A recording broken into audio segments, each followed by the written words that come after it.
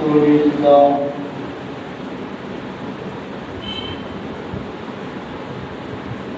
الحمد لله كفى والسلام على عباده الذين اصطفى أما بعد فأعوذ بالله من الشيطان الرجيم بسم الله الرحمن الرحيم يا أيها الذين آمنوا توبوا إلى الله توبة نصوحا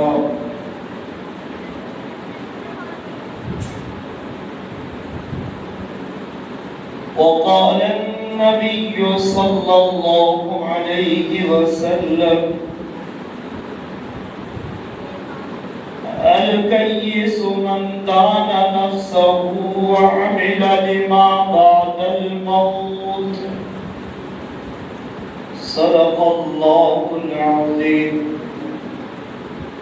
وصدق رسوله النبي الكريم ونحن على ذلك من الشاهدين والشاكرين والحمد لله رب العالمين. تمام حضرات عقیدت سے محبت سے درود پاک پڑھیں. اللہم صلی علی سیدنا ومولانا محمد وعلى آل سيدنا ومولانا محمد وبارك وسلم عليه. سبحان ربك رب العزة عما يصفون وسلام على المرسلين والحمد لله رب العالمين. میرے انتہائی واجب احترام دوستوں، بھائیوں، بزرگوں، آج جمعہ المبارک کا مبارک دن ہے. یقیناً رمضان المبارک کا یہ مبارک مہینہ اور پھر رمضان المبارک میں جمعہ المبارک کا دن اور پھر جمعہ المبارک میں جمعہ الوداع بڑی بابرکت بات ہے. لیکن بیان سے پہلے اور بات کرنے سے پہلے یہ بات ضرور ذہن نشین کر لیں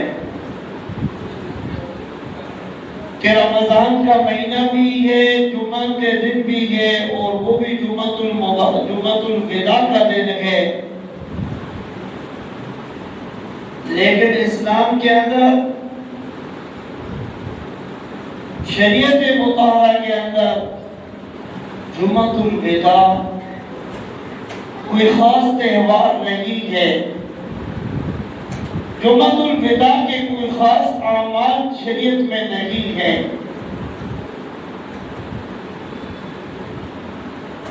ٹھیک ہے میرے عزیز دوستوں، جمعہ الوداع کا دن تو ہے،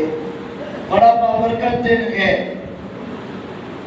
لیکن جس طرح عید کے دن ہمیں ایک نماز کا حکم ہے یا کسی اور دن جو ہے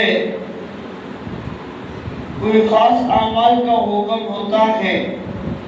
اس طرح جمعہ الوداع کے دن کوئی خاص کسی عمل کا حکم نہیں ہے کہ تم نے اتنے نفل پڑھنے ہیں، اتنی بات تم نے یہ عمل کرنا ہے. ایسی کوئی بات بھی نہیں.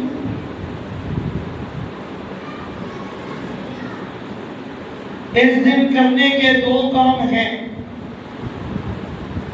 پہلا کام تو یہ ہے کہ جمعہ الوداع کہتے ہیں رمضان المبارک کے آخری جمعے کو،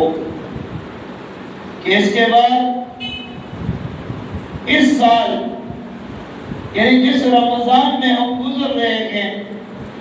اس رمضان کے اندر اس کے بعد کوئی دوسرا جمعہ نہیں آیا، اور اب بھی اگر دیکھ لیا جائے تو 4 سے 5 دن باقی ہیں۔ اگر 29 کا چاند ہوا تو جمعرات کو عید ہوگی، اور اگر 30 کا چاند ہوا تو جمعۃ المبارک کے دن یکم شوال ہوگا۔ اب اس میں کوئی احتمال باقی نہیں ہے کہ اس کے بعد ہمیں کوئی جمعۃ الوداع ملے گا، آج ہی جمعۃ الوداع کا دن ہے۔ تو جب یہ آخری جمعہ ہے تو میرے عزیز دوستو یہ بات بھی ذہن نشین کر لو کہ رمضان پھر آئے گا،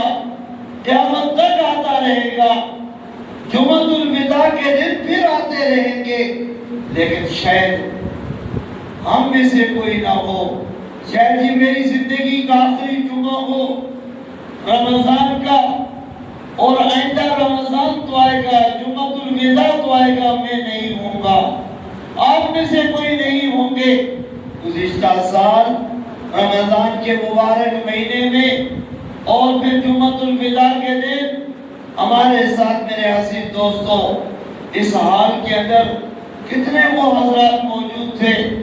جو آج اس دنیا کو الوداع کہہ چکے ہیں۔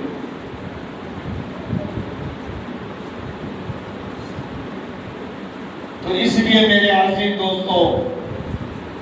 ہم نے 2 کام کرنے ہیں جو جمعۃ الوداع کا ہمیں یہی پیغام ہے۔ پہلا کام ہم نے یہ کرنا ہے کہ ہم نے اللہ تبارک و تعالیٰ کا شکر ادا کرنا ہے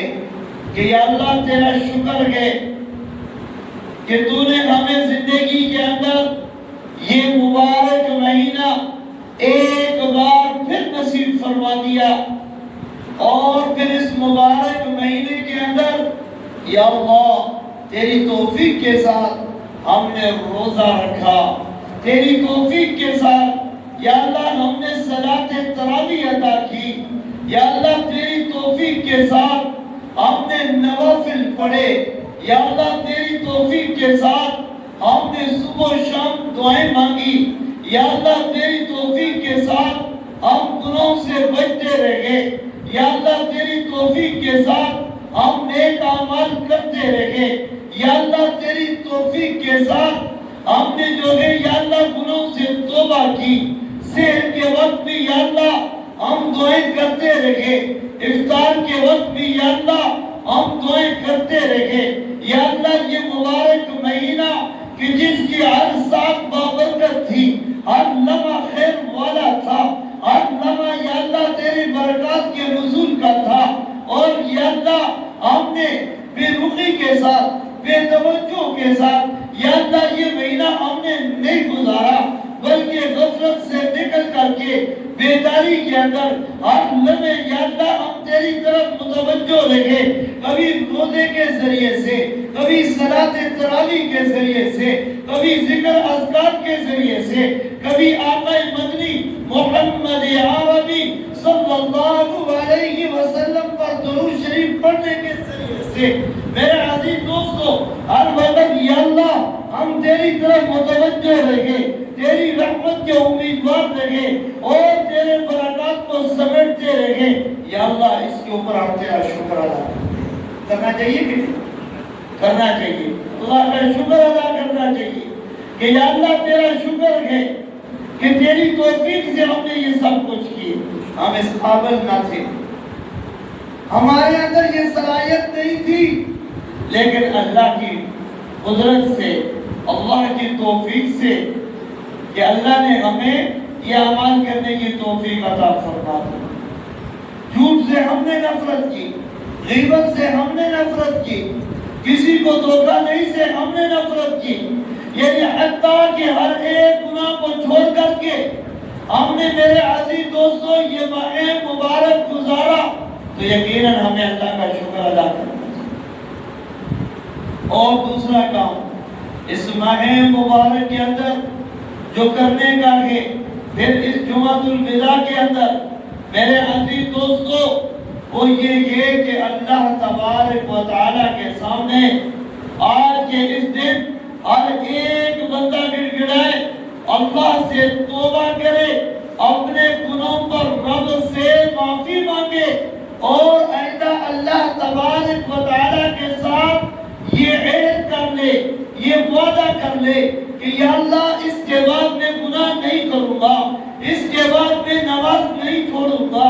اس کے بعد یا اللہ میں تیری نافرمانی نہیں کروں گا، لیکن یا اللہ میں تیرے حکموں کی تعمیل کرتے ہوئے اپنی جو بقیہ زندگی ہے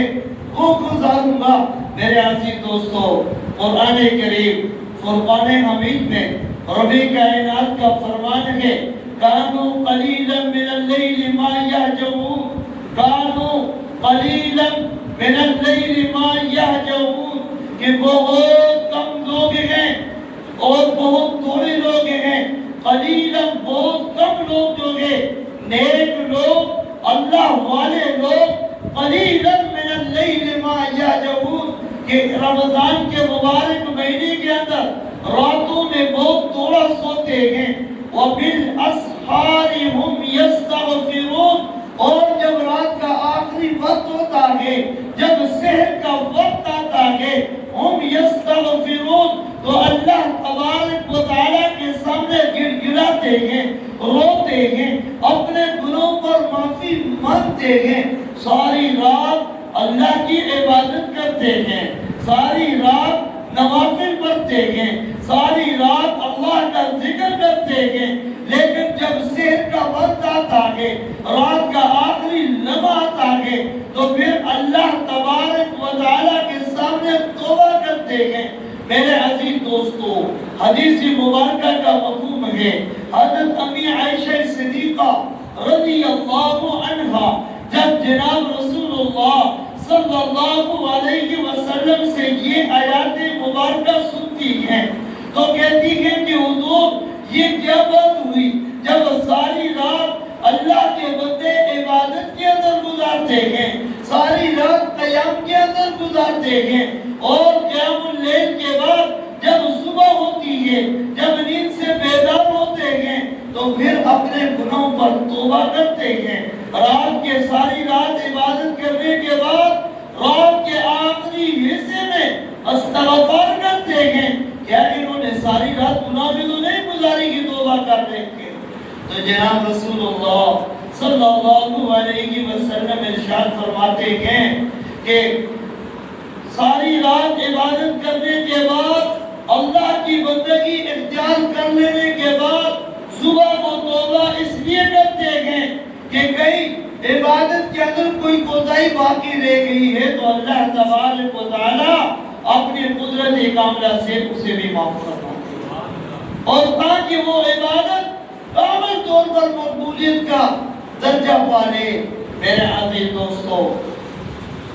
ما عبدناک حق عبادتک، ما عرفناک حق عرفت، میرے عزیز دوستو، ما عبدناک حق عبادتک، کہ عبادت کرنے کا جس طرح حق تھا اس طرح ہم عبادت نہ کر سکے، اللہ کی معرفت کا جس طرح حق تھا کہ رب کی ذات کو پہچاننے کا، اس طرح ہم اللہ کی ذات کو پہچان نہ سکے۔ اللہ تبارک و تعالی ہمیں جس طرح عبادت کرنے کا حق ہے اس طرح عبادت کی توفیق دے، جس طرح رب کی ذات کو پہچاننے کا حق ہے یا اللہ اس طرح ہمیں اللہ کی ذات کو پہچاننے کی توفیق عطا فرمائے۔ میرے عزیز دوستو، یقیناً ہم لوگ جو ہیں وہ نفالی لوگ ہیں، عکسی لوگ ہیں۔ میرے عزیز دوستو، یاد رکھنا کہ یہ میدان، یہ حال، یہ مجمع، میرے عزیز دوستو، یہ میدان مزید کی مشابہت ہے، میدان مزید کی تصویر ہے، اس کا عکس ہے۔ میدان مزید میرے عزیز دوستو قیامت کے روز میدان محشر کے اندر سجے گا، جہاں سارے لوگ جمع ہوں گے، اپنے اعمال کا جواب رب کو دیں گے، ہر ایک سے اس کے اعمال کے بارے میں پوچھ ہوگی، ہر مسلمان سے اس کے نماز کے بارے میں پوچھ ہوگی، ہر مسلمان سے اس کے روزے کے بارے میں پوچھ ہوگی، ہر مسلمان سے اس کے زکات کے بارے میں پوچھ ہوگی،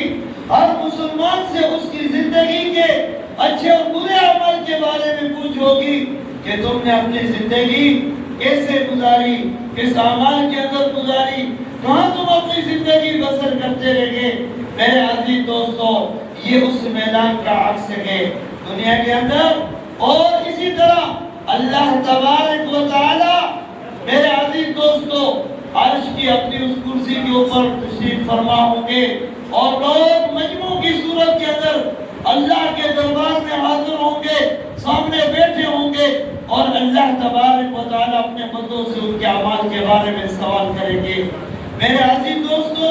عکس اور تصویر کی مثال آپ یوں سمجھیں جیسے دنیا کے اندر ہم لوگ پھل کھاتے ہیں، افطار کے اندر بہت سے پھل جو ہے وہ استعمال ہوتے ہیں۔ یہ سارے پھل، یہ سارے چاہے سیب گئے، امرود گئے، کیلا گئے، تربوز گئے، میرے عزیز دوستو یہ آخرت کے پھلوں کا عکس ہے، آخرت کے پھلوں کی تصویر ہے۔ وہاں اصل ہوگا یا نقل ہے، اور حدیث مبارکہ کا مفہوم ہے بندہ مومن ان پھلوں کو جب جنت کے اندر دیکھے گا، اللہ آپ سب کو نصیب فرمائے، جب ان پھلوں کو دیکھے گا دور سے جب نگاہ پڑے گی تو دل کے اندر، دل و دماغ میں یہ بات لازمن آئے گی کہ میں نے دنیا کے اندر بھی یہ پھل دیکھے گئے، دنیا کے اندر بھی یہ پھل کھائے گئے، لیکن جب ان پھلوں کو ان کا ذائقہ چکھے گا، جب ان کو اپنے منہ کے اندر لے گا تو میرے عزیز دوستو دنیا کے یہ سارے پھل جو ہے بھول جائے گا۔ آپ حضرات کی خدمت سے میری عرض ہے کہ مسجد کا ادب جو ہے وہ ملحوظ خاطر رکھنا ہم سب کی ذمہ داری ہے، اور ویسے بھی مسجد کے اندر دوزانہ ہو کر کے بیٹھا کریں، عاجزی کے ساتھ دوزانہ ہو کر کے۔ پہاڑوں کے اوپر جب لوگ بیٹھتے نا، پہاڑوں پہ جو بکری چروا ہوتے ہیں یا دوسرے کام کاج جو تھے ہماری زندگی کا حصہ ہے، تو ظاہر بات ہے وہاں بیٹھنے کے اور انداز ہوتے ہیں، اور جب ہم اللہ کے گھر میں آ کر کے بیٹھے تو یقیناً ہمیں دوزانہ ہو کر کے باادب طریقے کے ساتھ، اگر ہم دوزانہ ہو کر کے نہیں بیٹھ سکتے کسی مصلحت کی وجہ سے تو کم از کم چولی مار کے بیٹھ لیں۔ لیکن کوئی جو ہے وہ کیسے کس انداز میں بیٹھتا ہے، کوئی کس انداز میں، تو اللہ کے گھر کے آداب کا ہم نے خیال رکھنا ہے، ہر چیز کا اصول ہے، طریقہ کار ہے، اور پھر اسی طرح ٹیک لگا کر کے بیٹھ کر کے بات سننا اور پھر اس بات کو سمجھنا۔ میرے بس کی بات تو نہیں ہے کہ میں ٹیک لگا کر کے میں بیٹھوں اور پھر باتوں کو بھی سنوں اور پھر وہ باتیں بھی مجھے سمجھ میں آ جائیں، ایسا نہیں ہو سکتا۔ تو میرے عزیز دوستو یاد رکھو دو کام کرنے کے ہیں جمعۃ الوداع کے دن۔ ایک اللہ کا ہم نے شکر ادا کرنا ہے کہ یا اللہ تیری توفیق سے ہم نے عبادات کو بجا لایا، رمضان کا یہ مبارک مہینہ یا اللہ تیری توفیق سے ہم نے بسر کیا ہے، اور اس کے اندر ہم نے یہ سارے اعمال کیے ہیں، روزہ کے، صلاۃ تراویح کے، نوافل کثرت کے ساتھ پڑھے گے، یہ سب اللہ کی توفیق تھی۔ اور دوسرا کام میرے عزیز دوستو استغفار کرنا ہے کہ یا اللہ جس طرح اس عبادت کے کرنے کا حق تھا، یا اللہ اس طرح ہم عبادت نہ کر سکے، یا اللہ اس طرح ہم عبادت کو بجا نہ لا سکے، یا اللہ جو ٹوٹی پھوٹی جو تصویری طور پر ہم نے عبادت کی ہے، یا اللہ جو نقل اختیار کی ہے، یا اللہ تو اسی کو اصل میں بدل دے، یا اللہ ہماری اس عبادت کو اپنے دربار میں قبول فرما لے۔ میرے عزیز دوستو یہ دو کام ہم نے کرنے ہیں، اور نہیں معلوم کہ آئندہ ہمیں یہ مبارک مہینہ اور پھر اس مبارک مہینے میں یہ جمعۃ الوداع کا دن ہمیں نصیب ہوتا ہے یا نہیں۔ تو میرے عزیز دوستو یہ وداعی جو تقریب ہوتی ہے یقیناً یہ بڑی نازک تقریب ہوتی ہے، دنیاوی اعتبار سے ماشاءاللہ سب باشعور لوگ ہیں، اور میرے عزیز دوستو سارے معاملات کو سمجھتے ہیں۔ الوداعی تقریب جو ہوتی ہے اس کو کہتے ہیں ودا ہو جانا۔ میرے عزیز دوستو یہ رمضان ہم سے ودا ہو رہا ہے یا نہیں، یہ جمعۃ الوداع ہم سے ودا ہو رہا ہے یا نہیں، یہ بات تو بات کی ہے۔ میں نے پہلے بتلا دیا کہ قیامت تک کے لیے رمضان آتا رہے گا، جمعۃ الوداع آتا رہے گا، لیکن اصل وداعی میری اور آپ کی ہوگی کہ کیا پتا ہم پھر ہوں گے یا نہیں ہوں گے۔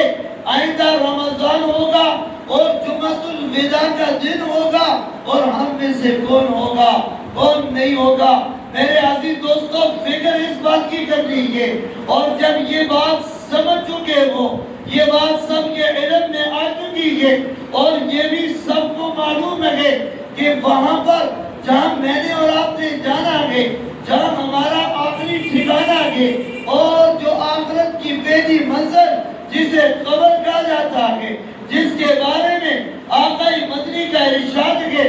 اما روضۃ من ریاض الجنہ واما حفرۃ من حفر النار، یا تو وہ جنت کے ٹکڑوں میں سے ایک ٹکڑا ہوگا، یا پھر وہ جہنم کے گڑھوں میں سے ایک گڑھا ہوگا۔ میرے عزیز دوستو، مومن سے، ایمان والے سے وہاں خطاب کر کے یہ کہا جائے گا، نم آمینہ، تو اطمینان سے سو جا، نم آمینہ، تو سکون کی نیند سو جا، نم آمینہ، اب تجھے کوئی زحمت کوئی تکلیف نہیں ہوگی، راحت کے ساتھ تو قیامت تک کے لیے سویا رہے گے۔ لیکن میرے عزیز دوستو، جس نے رب کی نافرمانی کی ہوگی، جس نے رمضان کی لاپرواہی کی ہوگی، جس نے رمضان کی صلاۃ تراویح کو ترک کیا ہوگا، جس نے نمازوں کی لاپرواہی کی ہوگی، میرے عزیز دوستو، اسے یہ معلوم بھی نہیں ہوگا کہ کب رمضان آیا تھا، کب رمضان ہم سے گزر گیا، کب صحت تھی، کب افطار کا وقت تھا، کب صلاۃ تراویح کا وقت تھا، کب روزہ بند ہونے کا وقت تھا، کب روزہ کھلنے کا وقت تھا، اسے ان چیزوں کی خبر ہی نہیں ہوگی، اور اس نے لاپرواہی میں گزارا ہوگا یہ مبارک مہینہ۔ تو پھر میرے عزیز دوستو، یقیناً وہ اللہ کی گرفت سے نہیں بچ سکتا، اللہ کے عذاب سے نہیں بچ سکتا، کیونکہ آقا مدنی محمد عربی صلی اللہ علیہ وسلم کی ایک بہت تفصیلی حدیث مبارکہ ہے، بڑی مفسر حدیث ہے، اور میں اس کے اندر چند جو ہماری باتیں ہیں، پوری حدیث بڑی کام کی ہے، پوری حدیث بڑی ضرورت کی ہے، بڑی تعلیم کی ہے، لیکن میرے عزیز دوستو، جن باتوں سے میرا اور آپ کا اس وقت واسطہ ہے، میں وہ عرض کر دیتا ہوں۔ آقا مدنی محمد عربی صلی اللہ علیہ وسلم مسجد نبی کے اندر تشریف لاتے ہیں، مسجد ہے مسجد نبی، اور مسجد نبی کا ممبر شریف ہے۔ آقا مدنی محمد عربی حضرات صحابہ کرام کو بہت نصیحت کے لیے تشریف لاتے ہیں، صحابہ کرام کی جماعت بیٹھی ہوئی ہے، آپ صلی اللہ علیہ وسلم اپنا قدم مبارک ممبر شریف کی پہلی سیڑھی پر رکھتے ہیں، تو میرے عزیز دوستو، بآواز بلند اپنی زبان حال سے فرماتے ہیں آمین، پھر دوسری سیڑھی مبارک پر قدم مبارک رکھتے ہیں، پھر فرماتے ہیں آمین، تیسری سیڑھی مبارک پر قدم مبارک رکھتے ہیں، پھر فرماتے ہیں آمین۔ میرے عزیز دوستو، حضرات صحابہ کرام پوچھتے ہیں حضور آپ نے آمین کیوں فرمایا؟ پہلی سیڑھی پر بھی آمین، دوسری سیڑھی پر بھی آمین، تیسری سیڑھی پر بھی آمین، آخر اس کی کیا وجہ ہے؟ آقا مدنی نے ارشاد فرمایا صحابہ کرام سے کہ جب میں نے پہلی سیڑھی مبارک پر قدم رکھا، میرے سامنے سید الملائکہ حضرت جبرائیل علیہ السلام تشریف لائے، اور جبرائیل علیہ السلام نے رب سے بدعا کی کہ ہلاک ہو وہ شخص کہ جس کو رمضان کا مبارک مہینہ نصیب ہو اور وہ اپنی مغفرت نہ کروا سکے۔ میں نے یہ بات سنتے ہی آمین کہہ دیا۔ میرے عزیز دوستو، دوسری دعا، دوسری بدعا جبرائیل علیہ السلام نے دوسری سیڑھی پر جب آقا مدنی نے ارشاد فرمایا کہ میں نے دوسری سیڑھی پر قدم مبارک رکھا، جبرائیل علیہ السلام نے بدعا کی ہلاک ہو وہ شخص، ہلاک ہو وہ شخص کہ جس کے سامنے درود شریف، جس کے والدین دونوں حیات ہوں یا دونوں میں سے ایک حیات ہو، اور وہ ان کی خدمت کر کے ان کے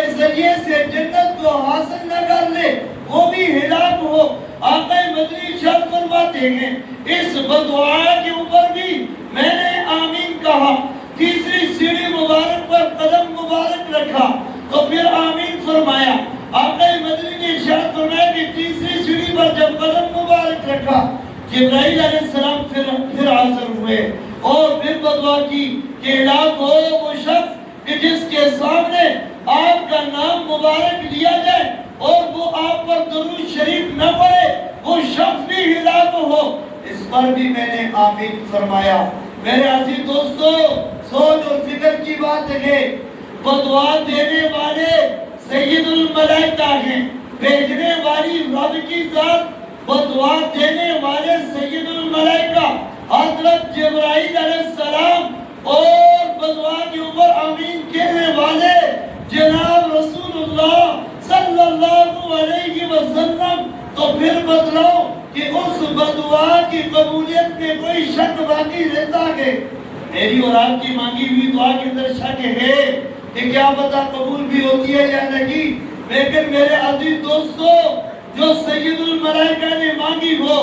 اور جس پر رسول اللہ صلی اللہ علیہ وسلم نے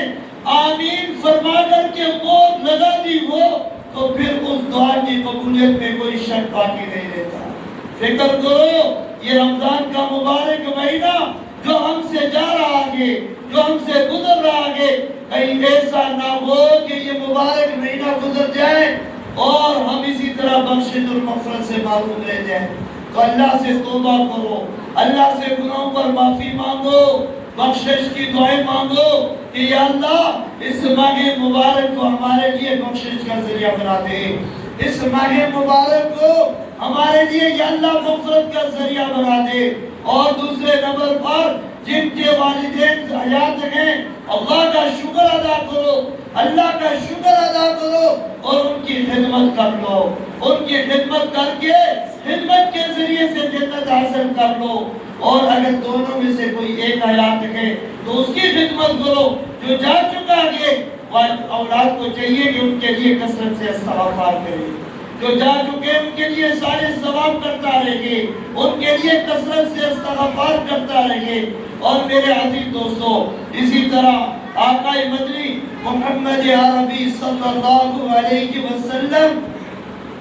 کا نام مبارک جب آئے تو میرے عزیز دوستو محبت کے ساتھ درود شریف پڑھو۔ آپ صلی اللہ علیہ وسلم پر جتنا زیادہ درود بھیجو گے،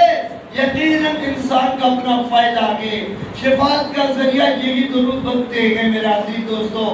آقا کی محبت قلب کے اندر کثرت سے درود شریف پڑھنے سے آتی ہے۔ میرے عزیز دوستو، یقیناً درود شریف کثرت کے ساتھ پڑھو، آپ صلی اللہ علیہ وسلم کی سنتوں پر، آپ کی لائی ہوئی دین اسلام پر، تعلیم پر کامل عمل کرو، یقیناً یہی کامیابی کا ذریعہ ہے۔ تو میرے عزیز دوستو، آج کے کرنے کے دو کام یقیناً آپ سمجھ چکے ہوں گے۔ ایک کام یہ ہے کہ ہم اللہ کا شکر ادا کریں، اور یہ آج کے دن کے لیے نہیں، ہمیشہ کے لیے اصول، قانون، ضابطہ یاد رکھو کہ جب بھی کوئی اچھے کام کی توفیق ہو جائے، جب بھی کوئی اچھے کام کی توفیق ہو جائے تو اس پر اللہ کا شکر ادا کرو کہ یا اللہ تیری توفیق سے یہ عمل میں نے کر لیا۔ یقیناً اللہ کی توفیق ہوتی ہے تو بندہ کر لیتا ہے۔ میرے عزیز دوستو، اور دوسری بات جو ہے وہ یہ ہے کہ استغفار کرنی ہے۔ ما عبدناک حق عبادتک، جس طرح عبادت کرنے کا حق تھا،